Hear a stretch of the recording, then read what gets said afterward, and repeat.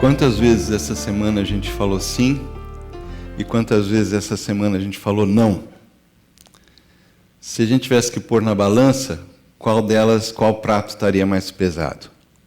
Pensa um pouquinho aí para você em silêncio e tenta fazer um balanço. É meio no chute, mas está valendo. Sim ou não?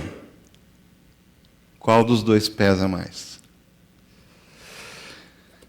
Esse mês nós vamos refletir um pouco sobre o nosso sim e o nosso não. E pedir que a palavra de Deus e o Senhor, com a sua palavra, possa nos ajudar a crescer nessa área de responder, né, de falar, de aquecer, de negar, de silenciar, de abrir a boca. Essa é uma área muito, muito séria da nossa vida. E de todos, desde o menor até o mais velho, todos. Todos nós temos problema com esse órgão aqui que a Bíblia chama de língua, e não é simplesmente um órgão físico. Na realidade, ele é colocado como representando esse nosso desejo de falar, de comunicar e de expressar, e a gente faz isso o tempo todo. Mas hoje nós vamos começar pelo não. Depois nós vamos pensar no sim. Hoje é o dia do não. Hoje é o dia do não. E eu quero falar um pouquinho sobre a necessidade do não. A necessidade do não. O não é absolutamente necessário. Coloca isso na sua cabeça, se você ainda não tem isso em mente. E é interessante voltar para o começo, porque o não estava presente antes do pecado. O não estava presente na criação. A gente lê isso em Gênesis capítulo 2, né, quando Deus cria o homem e a mulher, e coloca o homem no jardim, e a palavra de Deus narra que então o Senhor Deus tomou o homem e o colocou no jardim do Éden para o cultivar e o guardar.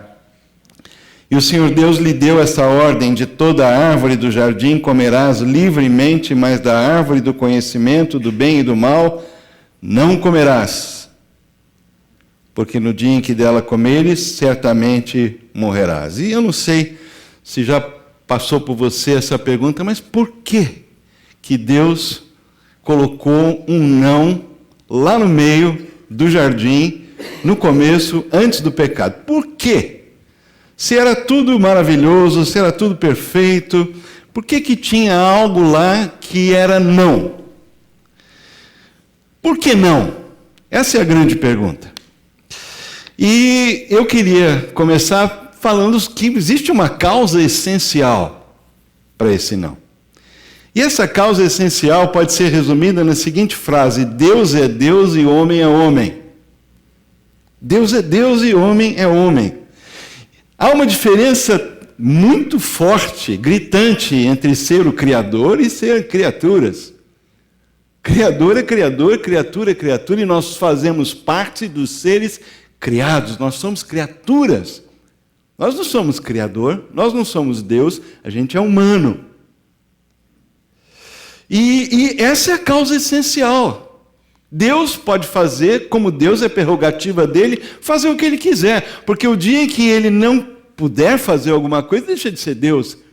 Nós chamamos isso de todo-poderoso, todo-sabedoria, ou onisciente, onipotente. Deus está presente em todo lugar, onipresente. Isso é Deus, por definição. Deus é eterno. E Deus pode fazer o que ele quiser, conforme o que ele é, seu caráter, sua personalidade, quem ele é. Ele é Deus e, portanto, ele estabelece o que ele quiser. E como tal, um dia, quando ele criou homem e mulher, ele colocou no meio do jardim, plantado uma árvore, chamada árvore do conhecimento do bem e do mal, e disse ao homem e à mulher: vocês podem comer de tudo, eu fiz esse jardim, coloquei essa aqui a casa de vocês, vivam, desfrutem, sejam felizes aqui se multiplicando, ocupando espaço na terra. Eu estou dando para vocês a autoridade para reger este mundo que eu criei, e vocês são os regentes, O mundo é meu, eu sou o Criador, vocês são criaturas, mas aqui estão e eu coloquei vocês para isso. Mas tem uma coisa que está fora do limite, que é a árvore do conhecimento do bem e do mal. Esse fruto vocês não podem comer. Todos os demais estão livres, livremente, mas esse não pode. E outra coisa, se vocês comerem do fruto da árvore do conhecimento do bem e do mal, vocês vão morrer. Bom, era uma ideia nova para Adão e Eva, porque tudo que eles conheciam era viver, né? E era, inclusive, algo muito novo, eles não tinham vivido antes, então eles estavam começando a aprender o que significa viver. Então tem esse negócio que se chama morte, que é a consequência da gente pegar um fruto daquela árvore que está lá no meio, que se chama árvore do conhecimento do bem e do mal. Que interessante! Mas por um tempo ficou só no interessante. Só no interessante. Mas não parou aí, você e eu sabemos que houve então um ataque direto do inimigo de Deus, que também é o nosso inimigo, chamado Satanás, um dos nomes dele. E esse ataque está lá, logo em seguida, narrado no capítulo 3 de Gênesis. E esse ataque foi tríplice. Primeiro foi um ataque contra a autoridade de Deus. Satanás chegou para Eva, a conversa começou com a mulher, e disse assim, então foi assim que Deus disse. Quer dizer, o que está acontecendo aí nessa conversinha esquisita, né? Conversinha furada, mas não era, né? Ele está simplesmente propondo ou introduzindo uma nova fonte, alguém que se torna uma referência, outra que não Deus, porque até então Adão e Eva só têm uma referência de verdade, de conhecimento, de aprendizado, é Deus que os criou, falou com eles, colocou eles ali, olha, é nós, estou com vocês, vão em frente, esse é o caminho, esse é o jeito, ali não pode. Se for, tem consequência. E Satanás então chega, então foi assim que Deus disse, ou seja, cria uma outra fonte de autoridade, tentando criar uma alternativa, um pensamento diferente daquele inicial. E aí vem com uma conversa, uma pergunta, foi assim que Deus falou, é?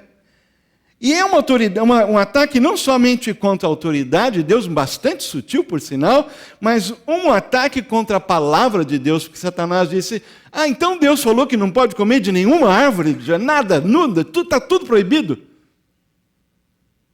E a Eva respondeu, não, de jeito nenhum, podemos comer de tudo. Se daquela árvore lá, o fruto daquela árvore, aquela não pode, mas as outras estão liberadas. Ou seja, ele torce o que Deus disse e introduz uma falsidade. Deus falou que não pode comer nada, não foi isso que Deus disse, Deus falou que pode comer livremente de tudo, exceto um fruto. E uma terceira parte desse ataque é contra a própria pessoa de Deus, que é o ataque mais fulminante. Porque ele diz, estou entendendo. Quer dizer que Deus disse para vocês que aquela árvore lá não pode? Que cara malandro esse Deus, hein? Ele está deixando fora o melhor. Sabe por que ele não quer que vocês comam? Porque quando vocês comerem, vocês vão ser iguais a Ele. Vocês vão ser deuses como Ele. Aquele é o caminho de algo infinitamente superior. E vocês vão ficar limitados a todas as árvores no jardim. Que limite horrível! Vocês têm todas as árvores do jardim. Sóessazinha que não pode. Mas como vocês são infelizes aqui com todas essas árvores do jardim. Que vida miserável que vocês têm. Tantas árvores, todas elas, tanto fruto gostoso, bonito, cheiroso, tudo de vocês. Como vocês são miseráveis por não poder comer daquele fruto ali. Um ataque direto à pessoa de Deus. O amor de Deus, a bondade de Deus, a provisão de Deus, o caráter justo e santo de Deus. Em última análise, o que Satanás está dizendo, Deus é um enganador, Deus é um mentiroso, Deus é um cara sem vergonha. Ele escondeu de vocês o melhor. Tudo aquilo que ele é, Satanás, ele atribui a Deus nesse ataque. Primeiro ataque. E a gente sabe o que aconteceu. A Eva não respeitou o não de Deus. Adão foi junto com ela. Os dois desobedeceram. E o resto é história. Nós estamos aí, como descendentes deles, lutando com essa grande dificuldade até hoje. De olhar para Deus como Ele é. Mas a gente vai voltar a isso. A consequência disso é que tinha uma ordem no jardim, só tinha um não. Aí a gente dá uma corrida na história e chega até o deserto de Sinai. O povo já ficou no Egito, já cresceu, já saiu, está lá no deserto de Sinai, e Moisés vai para a montanha. Olha que diferença, do jardim para o deserto. Tinha uma ordem, não podia uma coisa, e agora a gente recebe as tábuas da lei, o povo de Israel, os 10 mandamentos, e desses 10, 9 são nãos. Porque a natureza humana mudou. A possibilidade de dizer sim a Deus, a possibilidade de obedecer, a possibilidade de viver, até mesmo a gente podia dizer, na inocência em relação ao pecado, acabou. Acabou. A raça humana não é mais a mesma. Ela mudou, e mudou muito, para pior. Os 10 mandamentos vocês conhecem: não terás outros deuses diante de mim, não farás para ti imagem de escultura, nem as adorarás, não tomarás o nome do Senhor teu Deus em vão, lembra-te do dia de sábado para não santificares, parece que não tem, mas tem. Não trabalharás, nem você, nem seus servos, nem sua família. O único que não é o 5º mandamento: honra teu pai e tua mãe. Depois, não matarás, não adulterarás, não roubarás, não mentirás e não cobiçarás. Não, não, não, não e não. Nós vivemos num mundo de nãos. Mas existe não é apenas uma causa essencial, que Deus é Deus e a gente é criatura humana, e também não é apenas o fato de que Deus é santo e nós somos pecadores, que torna essa questão complicada. Deus, sabendo disso, já no começo, aliás, no início, isso vale para hoje, Ele já queria ensinar alguma coisa para os nossos primeiros pais. E Ele quer ensinar a mesma coisa para a gente hoje. Então, há certos objetivos, como havia no jardim, com aquela árvore, com aquele fruto, há certos objetivos didáticos. O bom professor, e Deus é um professor excelente, Ele quer ensinar algumas verdades fundamentais para nós. E existem objetivos claros de Deus com esse não inicial e com os nãos atuais. Porque os nãos ainda existem. Primeiro, e nós já vimos isso, Deus é soberano. Deus é soberano. É prerrogativa dele falar o que ele quiser. O que ele achar que tem que estabelecer, ele vai estabelecer, porque ele é soberano, ele é o rei de toda a terra. Ele é o Senhor do universo e da terra, que faz parte do universo. Ele é o Senhor da vida, ele é o Senhor da morte. Deus é soberano. E era isso que ele estava querendo ensinar para aquele casal lá no começo. Para o casal lembrar que com toda liberdade, com toda beleza, com todo o prazer que estava lá disponível, tudo para ser desfrutado, e com o poder e a autoridade delegada que Adão e Eva receberam de serem regentes, gerentes, chefes do mundo, porque eles receberam essa delegação de poder, mesmo assim era um poder derivado. Não era algo inerente, não era da essência. Eles não eram deuses. Portanto, Deus queria dizer: eu me reservo o lugar de Deus. Vocês nunca poderão ocupar esse espaço. E para lembrar disso, com toda a liberdade, com todo o poder que eu estou dando a vocês, com toda a criatividade, com toda a beleza, com tudo para desfrutar, com esse prazer imenso do paraíso, eu sou e continuo sendo o único Deus, o soberano. Aliás, os 10 mandamentos começam assim. Ouve, Israel, o Senhor teu Deus é o único Deus. E aí continua com os 10 mandamentos. Não farás para ti imagem de escultura. Não terás outros deuses diante de ti. Por quê? Porque eu sou o único. Não mudou. Essa verdade central precisa estar assim, imbuída, inculcada, ela tem que morar, residir no nosso coração. Só existe um Deus e um soberano que não divide esse lugar com ninguém. Isso é uma espada que atravessa o nosso orgulho. Porque a nossa natureza é uma natureza autônoma. A gente quer fazer o que a gente quer. O não é difícil por isso. Porque muitas vezes o não contradiz o que a gente quer. Muitas vezes. Muitas. A gente vê desde que, com os filhos em casa, e nós já fomos daquela idade, a gente olha e luta com a atitude deles, e muitas vezes se esquece que eles são como nós. Nós somos como eles. A gente é assim.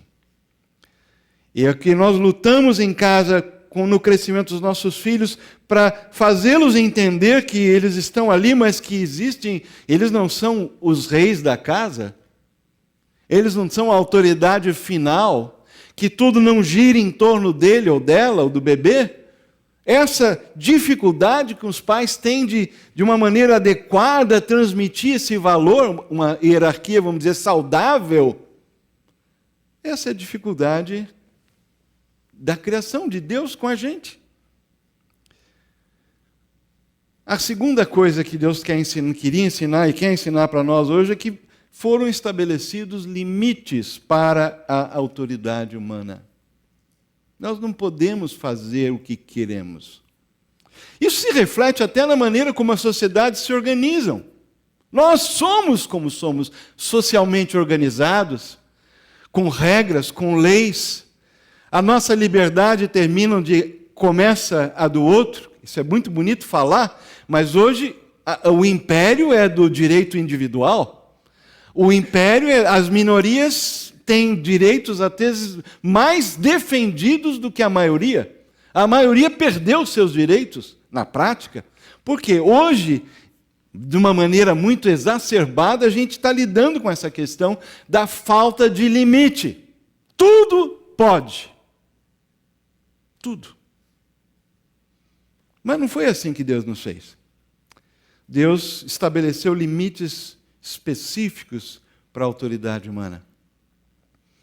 E é por isso que o não é tão difícil. Porque nosso coração, a nossa tendência é querer romper esses limites, questionar esses limites, desafiar, transgredir esses limites. E fazemos isso o tempo todo. Em terceiro lugar, o que Deus queria ensinar para Adão e Eva e para nós hoje é que os seres humanos precisam de proteção contra o mal. Proteção contra o mal. Nós somos vulneráveis ao pecado e ao mal. Todos nós. O tempo todo. E o inimigo é extremamente sutil. Assim como ele foi lá no jardim. Vamos bater um papo? Começa por aí. Vamos bater um papo? Vamos ouvir esse programa? Vamos ler esse livro? Vamos naquela reunião? Vamos ouvir tal coisa? Vamos fazer tal coisa? Vamos um pouquinho mais? Vamos experimentar aquilo outro? E assim vai. Nós somos curiosos. Aliás, Deus nos fez para descobrir. Descobrir, aprender, é ser humano, é ser gente. E não há nada errado com isso. Mas nós temos dificuldade de discernir entre o que é certo e o que é errado, o que é bom e o que é ruim, o que é bem e o que é mal. Essa é a nossa dificuldade. E nós defendemos, às vezes, com unhas e dentes, com toda a força, e às vezes nos organizamos em grupos para defender ideias que são absolutamente malignas. E a gente pode até dizer que alguém ou um grupo tem direito de defender tal ou tal ideia, sim, porque a lei garante essa liberdade. Mas isso não faz de tal e tal ideia necessariamente uma ideia verdadeira. E eu tenho preocupação porque eu estou vendo hoje a igreja, os crentes, os cristãos em geral, muito preocupados com a questão da comunicação, de não serem quadrados, ou hoje em dia cafonas, que a gente falava antigamente. Como é que fala hoje? Qual é a palavra de hoje? Por fora, como é? Careta.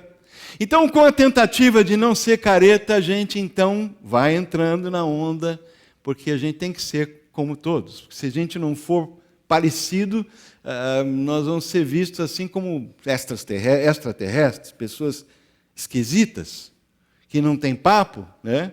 que não são normais, ou que são retrógrados, ultrapassados. Nós temos essa dificuldade hoje, nós temos uma dificuldade maior, porque existe uma pressão muito grande, uma tirania das ideias individuais. A minha ideia tem valor porque a ideia tem valor. E se ela é minha, eu tenho o direito de expressá-la. E quando eu expresso, especialmente se eu blogar essa ideia, e se der assim, se viralizar a minha gravação no YouTube, então acabou. Aí é verdade mesmo. Esses são os objetivos que Deus tinha lá no começo e continua tendo para nós. Ele é soberano, nós temos limites como seres humanos, foram estabelecidos por Deus, e nós precisamos de proteção com o mal. E aí é que entra o não. Aí é que entra o não. O não, ele existe justamente para isso. Mas deixe-me voltar para esses 3 pontos e dizer qual é a atitude, a resposta que Deus deseja dos seres humanos a essa comunicação, a esses ensinos que Ele está querendo dar. Quando a gente pensa na soberania de Deus, qual é a atitude que devemos ter diante desse Deus, que é soberano? Reverência, adoração, profundo que a Bíblia chama de temor, porque Ele é esse grande Deus, porque Ele é soberano, porque Ele é tremendo, porque Ele é onipotente, onipresente, onisciente, porque Ele é santo, porque Ele estabeleceu limites, porque Ele é quem Ele é, porque eu não consigo colocar Ele na minha caixinha, porque eu não consigo defini-lo por completo, porque eu não consigo conhecê-lo totalmente, porque Ele sempre me surpreende. Eu me curvo diante dEle, eu o reverencio, eu o adoro, eu o exalto. É isso que Deus estava esperando de Adão e Eva e espera de nós hoje. Não um sentimento de, puxa vida, esse Deus mandão, esse Deus que está lá, sabe, olhando como um policial, como um cara que está perseguindo a gente, só procurando alguma coisinha para... Não é esse o nosso Deus? E quando a gente deixa que essa atitude comece a fazer parte da nossa vida, isso vai causar problema muito sério. Porque a primeira verdade, a verdade central é isso: ouve, povo meu, o Senhor, teu Deus, é o único Deus, o único Senhor. E a gente precisa resolver no nosso coração, cada um de nós, quem é o Senhor da nossa vida. Porque não adianta, a questão do sim e do não, ela parte daí. Essa é a raiz. Se nós não somos capazes de dizer sim para um Deus que é soberano, totalmente soberano sobre a minha vida, então esquece. Não, as outras coisas vão ter, eu vou ter muito problema na minha vida. Eu preciso resolver quem manda na minha vida. Eu preciso entregar o controle do meu coração, das minhas decisões, dos meus pensamentos. Preciso buscar de Deus essa orientação. Por isso que a gente fala tanto em leitura da Bíblia, em oração, em comunhão, em estar num pequeno grupo. Por que tudo isso? Porque nós precisamos de ser estimulados nessa direção. E esses são instrumentos e meios que Deus nos dá, que nos ajudam a ter essa atitude de reverência, de adoração ao único soberano que é Deus. Quando a gente fala de limites humanos, nós estamos falando de a reação, a atitude que Deus deseja que a gente cultive quando diante dos limites é a atitude de obediência. Obediência. Se Ele é um Deus soberano, diante de quem eu me apresento como súdito, né? Com todo respeito, temor, adoração e reverência, os limites que Ele coloca, eu preciso obedecer. Essa é a minha atitude. Porque Ele é o Criador. Ele sabe todas as coisas. E se existem esses limites aqui, tem uma razão de ser. É para o meu bem. Então, eu obedeço. Eu leio a Bíblia, mesmo aquelas coisas que eu acho assim que são meio radicais, e eu leio aquilo, eu ouço certas coisas que são ensinadas dos meus pais, às vezes em casa, falo, caramba, mas isso é exagerado.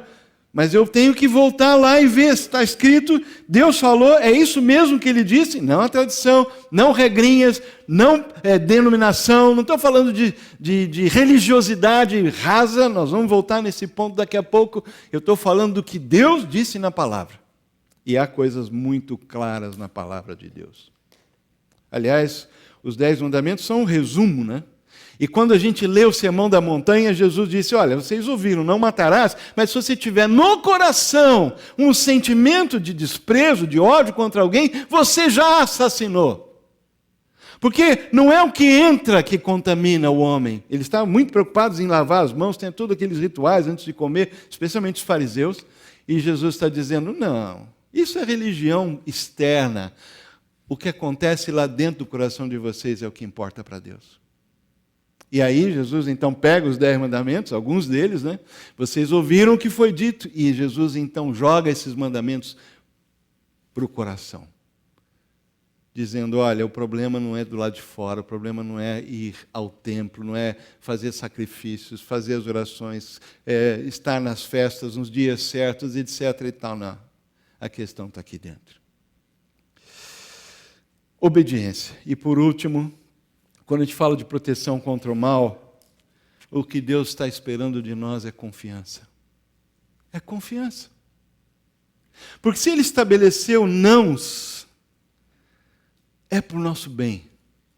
E nós temos que confiar em Deus e que às vezes algo que a gente vai ter que abrir mão, na realidade abrir mão pressupõe que é meu, e não é, né? Então não estou abrindo mão de nada, eu estou querendo pegar o que eu não devo. O que não é meu eu quero para mim. Então não estou abrindo mão de nada porque não é meu mesmo. Mas vamos, está valendo. Aquilo que a gente abre mão, entre aspas, às vezes de uma forma dolorosa, às vezes com um desejo forte naquela direção, e pode ser qualquer coisa, comida, sexo, amizade, relacionamento, algum objeto, algum hobby, pode ser o trabalho, algo que começa a dominar a nossa vida de tal forma que se torna Deus. Eu confio no meu trabalho. Quantas vezes a gente ouve, né? Eu confio no meu trabalho, eu não confio em ninguém. Deus também está fora. Eu confio na minha maneira, na minha lógica, minha razão. Eu vivo a vida racional. Minha esposa, nossa, ela não sabe explicar nada. Ela só sente. Ela não sabe por quê. Eu pergunto, mas por quê? Ela não sei. Não, eu faço as minhas decisões baseadas na minha razão. A razão virou Deus. A razão é meu Deus. Meus pensamentos, meu raciocínio.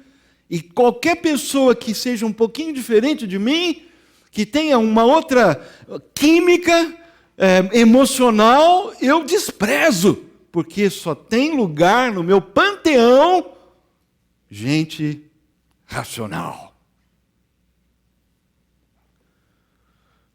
Confiança. Eu não tenho todas as respostas. Eu vou passar por aperto, as coisas vão acontecer, mas se Deus está dizendo isso na palavra, que eu devo ser honesto, eu não vou usar desse mecanismo, mesmo que isso me dê um certo conforto, um certo alívio profissional, financeiro, nessa hora eu vou abrir mão, eu não vou fazer isso, porque Deus disse que eu tenho que ser honesto. E o caminho certo é o caminho da honestidade.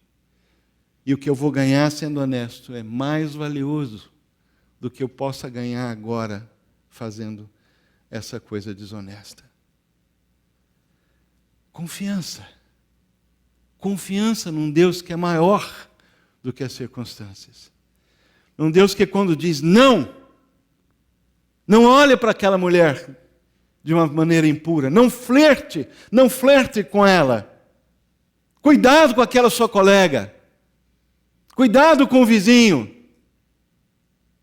Seu marido está ausente, cuidado com seus olhos. Cuidado, está escrito, está lá. Não, não, não. Cuidado com o que você deixa entrar nos seus ouvidos. Cuidado com aquilo que você deixa os seus olhos verem. Cuidado, está escrito, não. Os olhos são a lâmpada do corpo. Palavras de Jesus. Mas hoje, que isso, gente? Não, faz favor, liberdade. Né? Isso é uma religião ultrapassada. Nós precisamos recuperar a força do não. O texto que nós passou ali na tela, mas eu não li, eu vou ler agora na versão mensagem, Mateus 5, 33, 37, que inspirou essa série. E ele vai ser retomado provavelmente nas próximas mensagens. Mas veja o que essa versão mensagem, que é mais parafraseada, diz. Não digam nada que não tenham intenção de cumprir.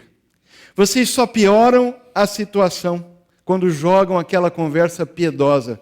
Vou orar para você. Mas nunca oram. Ou, Deus abençoe você, mas fala apenas da boca para fora.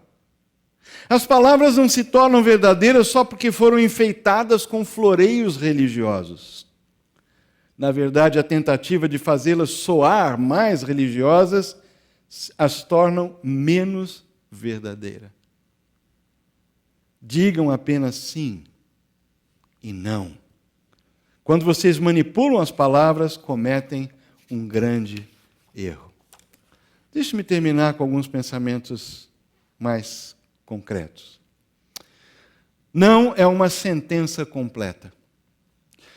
Aprenda a dizer não sem ter que se explicar. Na nossa cultura brasileira, esse é um problema muito sério. Porque você tem que dar uma lista de perguntas. E as pessoas já fazem o pedido, a pergunta dessa maneira. Quer ver? Você vai fazer alguma coisa amanhã à tarde? Entendeu, né? Se você, por acaso... E aí a gente fica malandro, né? Rapidamente, para você não ser totalmente mentiroso, você inventa alguma coisa que você quer fazer e você dá uma resposta, porque você quer dizer, na realidade, eu não sei o que você vai propor, mas a resposta é eu não quero. Eu não quero. Mas você vai pensar em alguma coisa para você poder dizer, não, eu já estou ocupado. E não é bem assim. Você vai se ocupar, existe uma possibilidade, mas você não é capaz de ouvir. Você pode dizer, sim, eu estou livre. Então, e aí você dizer com toda tranquilidade, não vou. É um problema muito sério. Por isso que eu perguntei das balanças, o sim normalmente está lá embaixo. Há várias razões por que a gente quer falar sim e tem dificuldade de falar não, e muitas vezes é para não ser rejeitado, não ser visto de uma maneira negativa. A gente quer ser aceito, a gente quer ser amado, a gente quer ser desejado pelos outros e, enfim, quer ser um cara bacana, uma mulher legal. Então, se eu falar não, o que ele vai pensar, o que ela vai pensar? Então, o meu não tem que ter um floreio, uma volta, uma justificativa, um negócio. Aprenda a dizer não, por outro lado, amorosamente, porque também não precisa... Não precisa ser assim, né? Não precisa. Pode ser um não, com um sorriso, né? Não. Querida, Não. O tom de voz muda um pouquinho. Não. Ou vice-versa. Quem que ouve mais não em casa? O homem, o marido ou a esposa? Depois a gente faz uma enquete no site. Aprenda a ouvir um não sem ficar emburrado com minhoca na cabeça. Esse é outro problema. Ei, que coisa, né? Se a pessoa falou não e não explicou, tudo bem, gente. Por que tem que explicar? Por que tem que dar todos os detalhes, o programa, tudo que vai fazer? É não, ponto, acabou. Não quer. Ninguém é forçado a aceitar o que você quer, ou propõe, está dizendo. Não. Tá bom. Ok. Continuo te amando. Como é difícil, né? Como é difícil. Especialmente se a gente está numa hora de necessidade. Mas é lógico, isso não é absoluto, gente. Mas eu estou pontuando algumas coisas, porque às vezes a gente pode dizer não, mas quando a gente entende a circunstância, a gente muda de atitude. Henry Cloud, escrevendo um livro que está em português, Limites, na edição Vida Nova, disse: é extremamente importante ser capaz de fazer asserções negativas. É preciso ser capaz de dizer o que eu não sou até para existir o eu. Se eu não sei o que eu não sou, eu nem sei quem eu sou. O que gostamos, ou de que gostamos, não tem significado a menos que saibamos do que não gostamos. Nosso sim não faz sentido se nunca dizemos não. A profissão escolhida não entusiasma se o sentimento é qualquer um pode fazer o que eu estou fazendo mesmo. Nossas opiniões e pensamentos têm pouco valor se não discordamos de nada. Nós precisamos aprender o valor e a necessidade do não. Deus colocou o não na criação, porque Deus é um Deus que estabelece limites. E nós, como criados à imagem e semelhança de Deus, aliás, Satanás falou, vocês vão ser como Deus, na realidade eles já eram. Não de uma forma absoluta, mas eles já eram semelhantes a Deus. E porque somos semelhantes a Deus, Deus também nos deu limites que nós precisamos observar e respeitar. Não é um dispositivo de proteção contra o mau uso do tempo. Novamente, isso aqui, use se for interessante para você e se a carapuça servir. Não atenda ligações de números desconhecidos. Não leia e-mails ao acordar, nem antes de dormir. Cláudia, não olha para mim. Não marque reunião sem agenda e hora de terminar. Quantas vezes a gente vai para um encontro, uma reunião, a gente não sabe bem por quê que está lá, para que está lá, que hora vai acabar. São coisas que a gente se submete às vezes. E a gente depois não sabe, mas não tive tempo, não sobrou tempo, não, e depois entra num apuro, você aceita uma tarefa ou um trabalho que você não devia nem estar lá. Nem estar lá. Eles estavam procurando um pato. E você foi. Quen. Porque não sabe dizer não. Não marque reunião sem agenda, sem hora de terminar. Não fique checando e-mails e mensagens o tempo todo.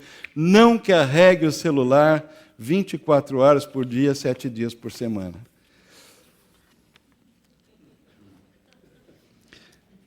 Não é um dispositivo de proteção, mas também contra o perigo da graça barata.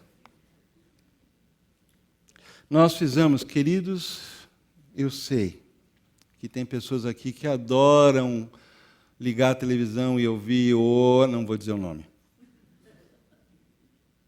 Cuidado com a religiosidade rala e mentirosa, que só promete milagres, saúde, prosperidade. Isso não é da palavra de Deus, isso não é verdade. Diga não a esse tipo de coisa. Vou criar outros inimigos aqui.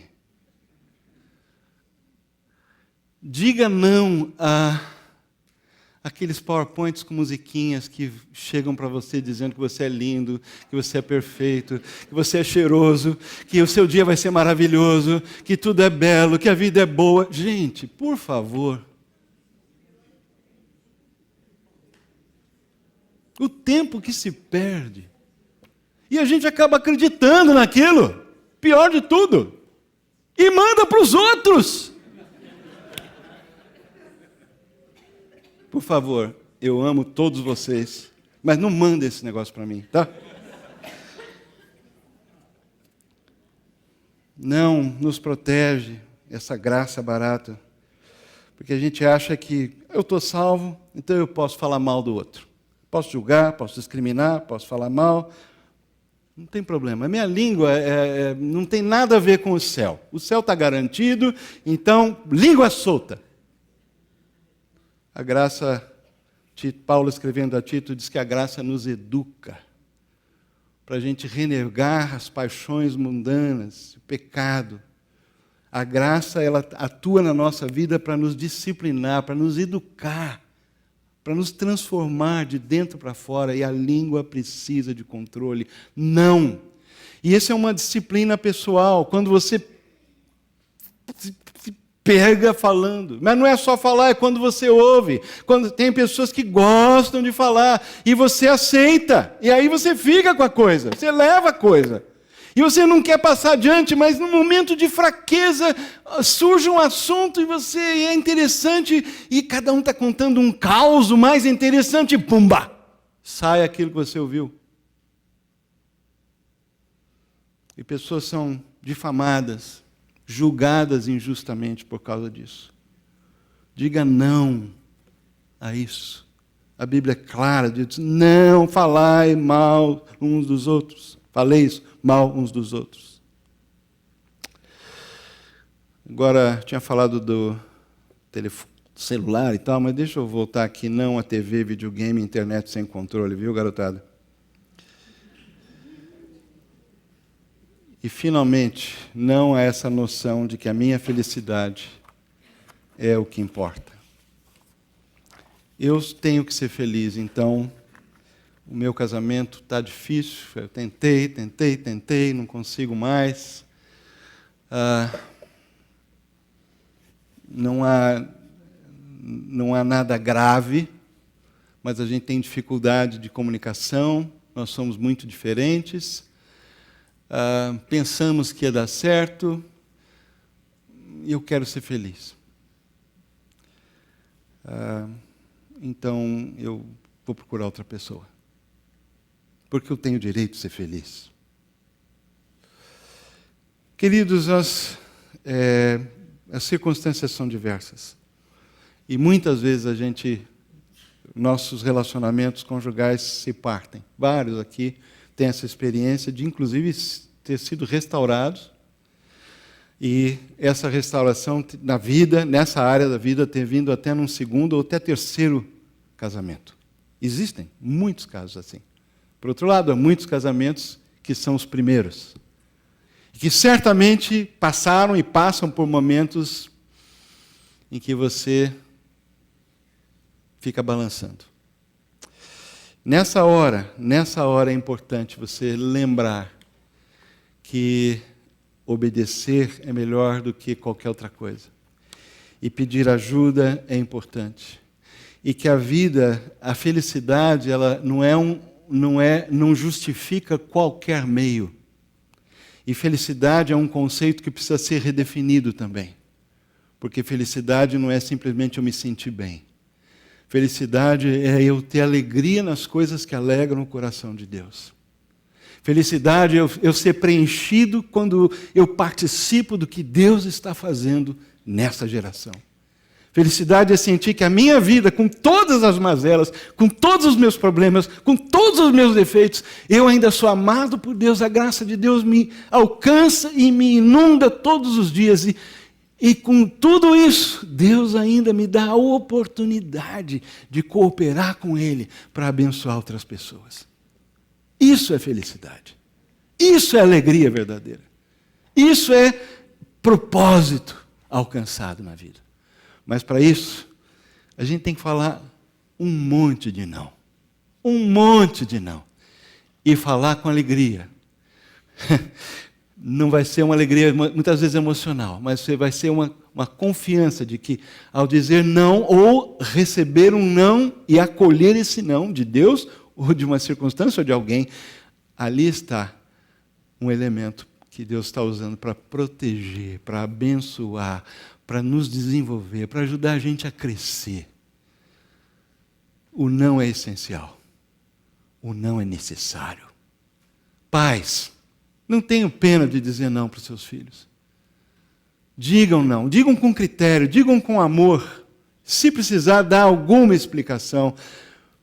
Mas lembrem-se, o processo de amadurecimento é empurrar o limite, é testar. E a gente testa Deus todos os dias. E assim como Deus lida conosco, nos permitindo, inclusive, colher as consequências do que semeamos e continuar debaixo da graça, assim também os nossos filhos. Não temam colocar limites. Não temam dizer não.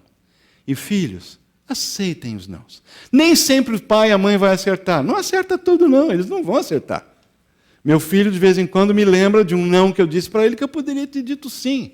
Ele queria ver um show de um conjunto XYZ, que eu nem me lembro o nome, mas estava na época, era o tal conjunto, né? E nem era um dos piores, vamos dizer assim, porque tem uns que... Era um mais ou menosinho, né?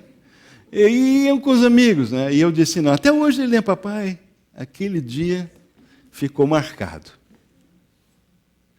Nem sempre a gente acerta, mas no que eu sabia, o melhor do que eu sabia, a minha informação naquela época, diante de Deus, foi a decisão que eu consegui tomar. Certa ou errada, eu tomei. A gente precisa fazer isso. E Deus vai nos abençoar. Deus vai nos ajudar a crescer. Para cada sim com valor, talvez a gente tenha que exercitar uns 10 nãos. Nossa balança precisa começar a mudar. Do sim para o não. Vamos orar? Senhor, ajuda-nos nessa área tão prática e tão difícil da minha vida, da nossa vida. Mas obrigado, que o Senhor anda com a gente no dia a dia, nos ajudando. Obrigado pelas pessoas que nos amam, que estão conosco, amigos, pessoas da família, que chegam para nós e têm a coragem, muitas vezes, de dizer não. Ajuda-nos a acolher esses momentos teus e das pessoas que nos amam, como momentos de proteção, de crescimento, de bênção. Assim nós oramos no nome de Jesus. Amém.